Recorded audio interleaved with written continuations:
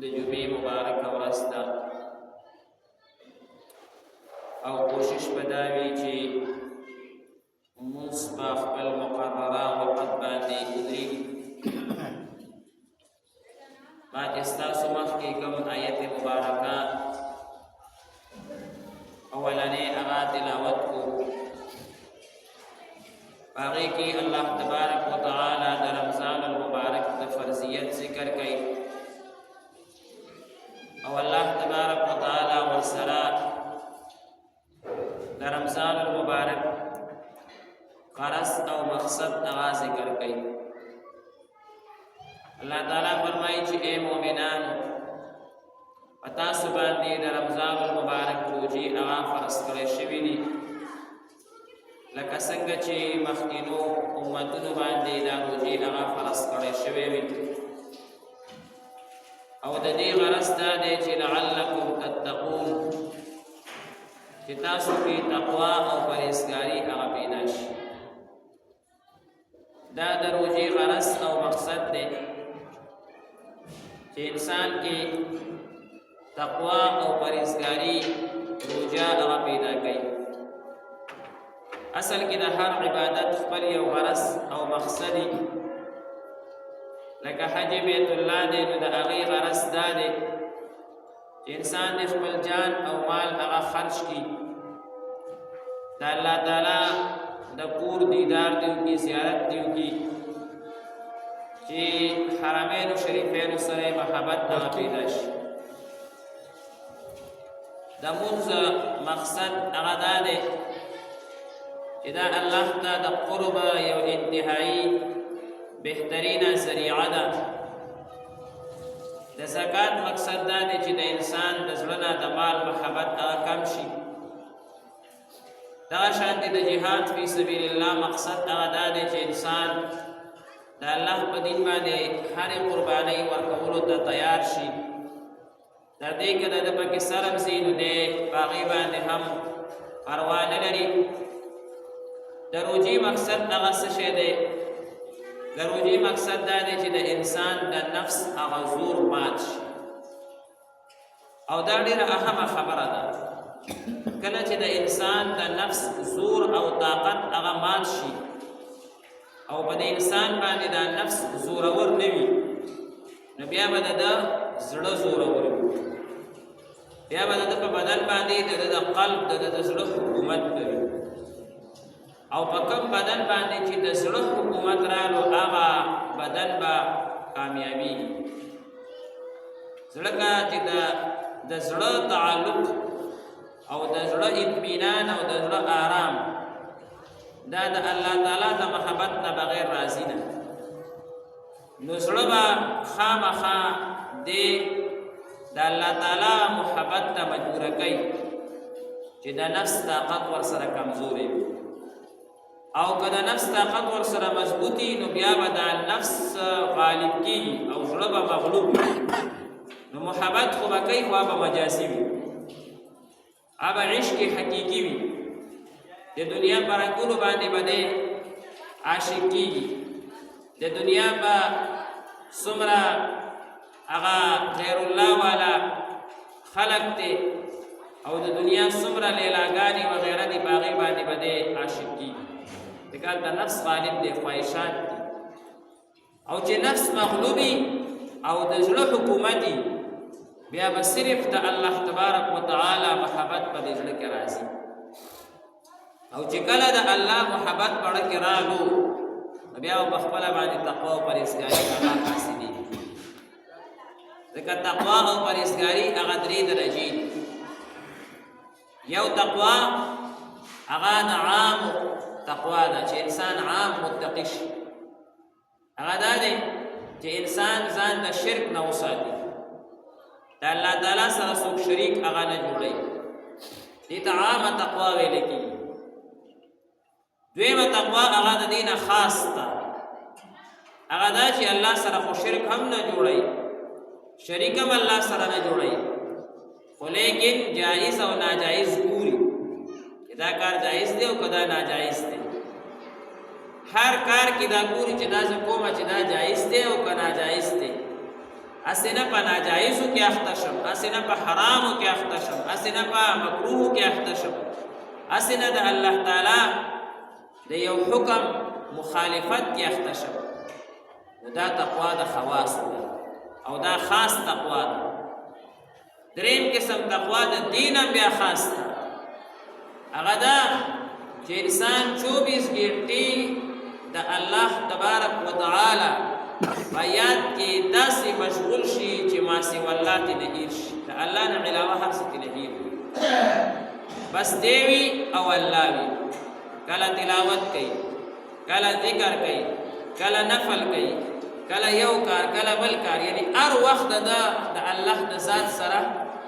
یو تعلق او یو یاد او یو ربط او یو عشق او یو محبت. دا تقوا د ډیرو خواص خلقو ده. الله تبارک وتعالى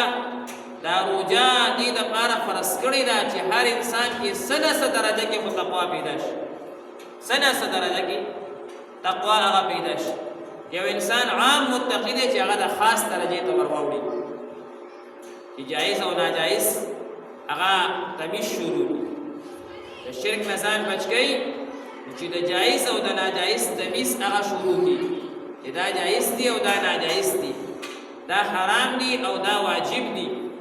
دا سنت دي او دا غیر سنت دي، چې دې درجه ته راشي. بیا یو انسان په دې درجه کې دی دی خاص متقی دی چې دی د دین یو قدم په مخ کې باندې لاړ شي، چې هر وخت د الله تعالی په یاد کې مشغول شي،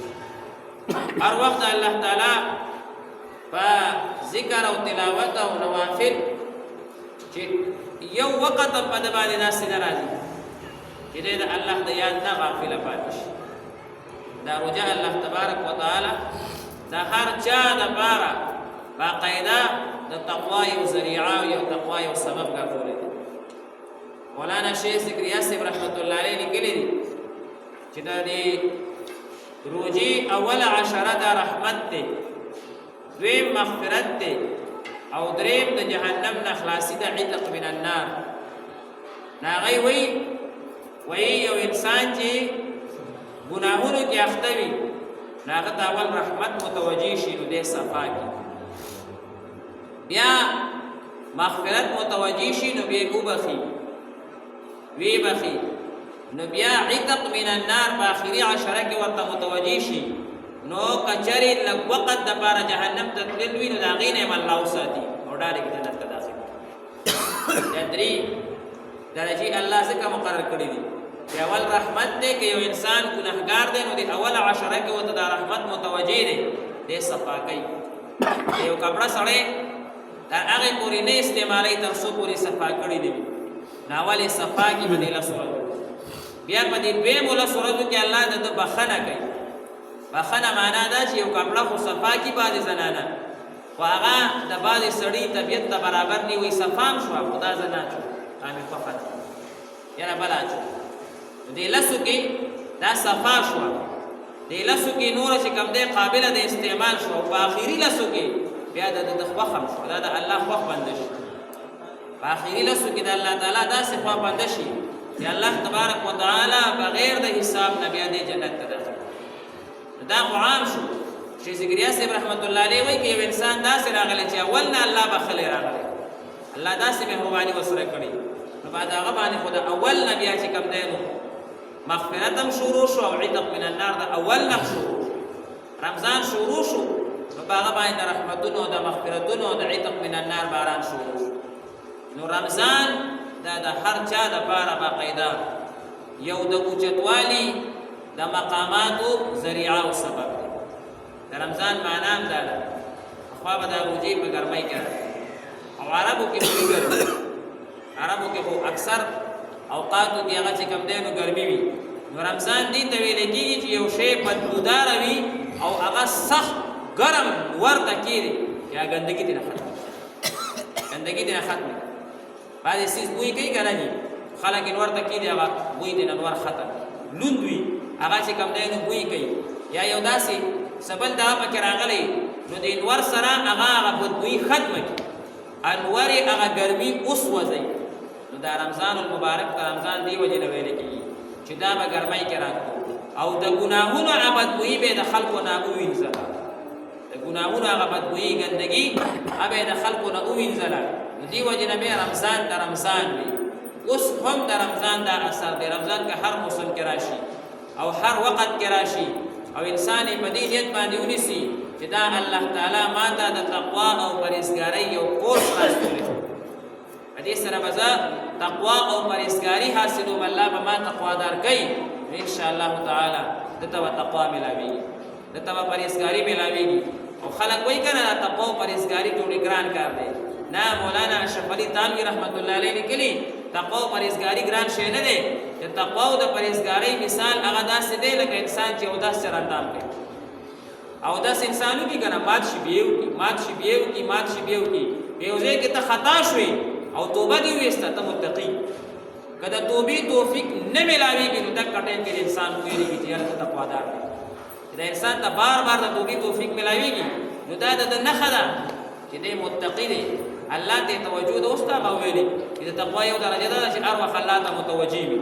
نو دی چې ګناه کوي بیا توبې توفیق ملاویږي نو الله ته متوجه کېږي الله تعالی ورته دا توفیق ورکوي چې ما ته دې متوجه شي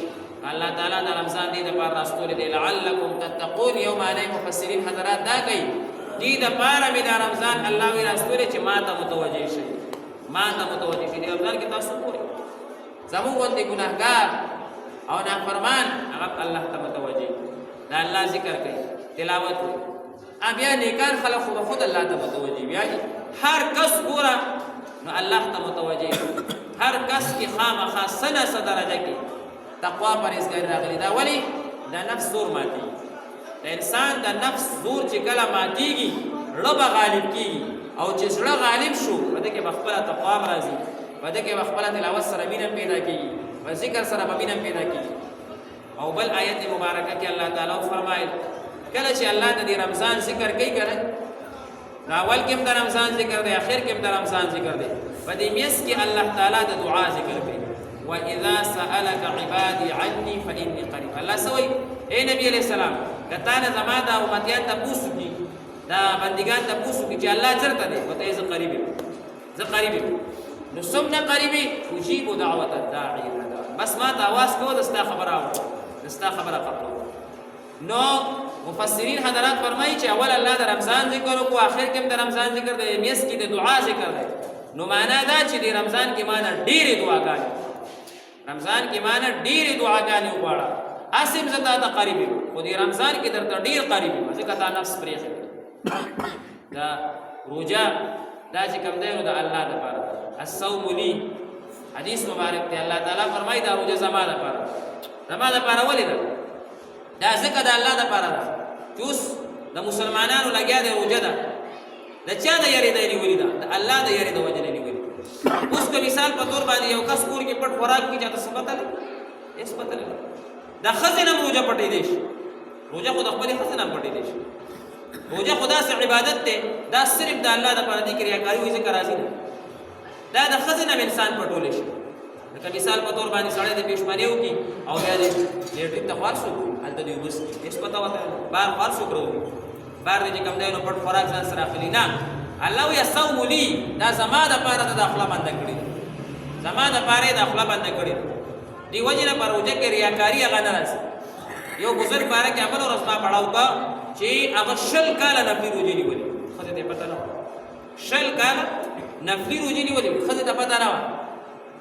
سهار به یې چې کوم دی نو ناشته نه کوله وی به زه به ځان سره دوکان ته وړم دوکان ته به ځان سره وړم پېشماني به یې چې کوم دی نو ځان ته یې پټې کجورې راوړې هغه به یې خورې هغې نه به یې 5 شپږو خوړې اوبه به واپس وڅښلې سهار به یې ناشته نه کوله وایي زه به ځان سره دوکان ته وړم دوکان ته به یې وړه هلته به یې چا غریب ته ورکړه دا تو ماښام به کور ته راغله روټۍ به یې وخوړه روژه به یې وکړه بیا ته پته نه وه 20 کاله دا عمل پاتې شو د روژه خو داسې عبادت دی دې کې ریاکاري نه راځي نو ځکه الله تعالی فرمایي چې ریاکاري پکې نه راځي نو ته بیا غواړه اذا سألك عبادي عني فإني قريب بیا غواړه روژه دی دا نو بس بیا غواړه ما نه که نه ما ته انتهایي قریب یې ما دپاره دې خوله بنده کړي ما دپاره دې روټۍ پرېښي ما دپاره دې اوبه څښل پرېښي دي هر څه دې پرېښي دي خواهشات دې ترک کړي دي هر څه دې یو طرف ته غورځولي بیا غواړه مونږ کمزوري په دې روژه نیسو په الله نه غواړو دا کمزورتیا راکړې ډېره روژه نیسو ګران عبادت کو آسان عبادت هغه نه کو پکار دا چې د دې روزه ماتي په ټیم کې کم از کم مونږ یو لس 15 منټه خپل لاسونه اوچت ونیسو مولانا عبدالحق صاحب رحمت الله علیه به فرمایل وای کا په خله دې سنم راځي اسد الله سونه دا اوچت ونیسا دا نه خد دې دا چې زه سغواړ نه خد دې دا چې زه سغواړم لکه یو کس به ذکر نه کوي یو تسبیح لاس کې وي خلک ویل که تسبیح لاس کې یو کس عالم نه وي پټکي په سر وي خلک کوئی مولا ټیک شو کنه نو دا نه خد دې دا دا تا لاس اوچت نیولې نو مولانا عبدالحق صاحب رحمت الله علیه وی دا لاس اسی اوچت نیسا بس چې لاس اوچت نیولې دا نه خد دې دا چې ته سوال کوي او الله نه غواړي الله تعالی په دې خوشاله چې موږ یو 15 منټه د روزه ماتي په وخت کې د لاس اوچت نیولې وي د پېشمنی په ټیم کې لږ وخت موږ د لاسونه هغه چې کوم دی نو اوچت نیولې وي او د الله تعالی نه غواړو دا دنیا پریشانی دي کنه دي د دې لپاره دوه قسم اسباب دي یو ظاهري متخکاری دکان دی پټې دی نوکری دا د ظاهري اسباب دي په دې به ختم شي یو روحاني اسباب دي دعا علماء وایي دا ظاهري اسباب کله کله غلطيږي دکان کې تاوان وشي نوکری کې تاوان وشي پټي کې تاوان وشي څه کې تاوان وشي دا او دا روحاني اسباب چې دعا ده په دې کې ناکامي نشته دا د الله په کتاب کې نشته چې د دعا نه قبلي دا د الله په کتاب کې نشته الله تعالی حدیث قدسی کې وایي ما ته حیا راځي چې زما یو بنده ما ته لاسونه اوچت کړي او زه د هغه لاسونه خالی واپس دا حدیث قدسی دی الله تعالی وایي ما ته حیا راځي چې زما یو بنده ما ته لاسونه اوچت کړي او د هغه لاسونه زه خالی واپس الله د چا لاسونه خالی نه واپس د دنیا کې وګورئ معمولی غونډې مالدار سړی یو ځان ته لږ مالدار وایي که نه دي او یو غریب سړی ورته وایي د چا مخ کې 10 روپۍ را سل ورته ورکړي مړه وایي ما مشه شرمېږي الله تبارک وتعالی څومره لوی ذات دی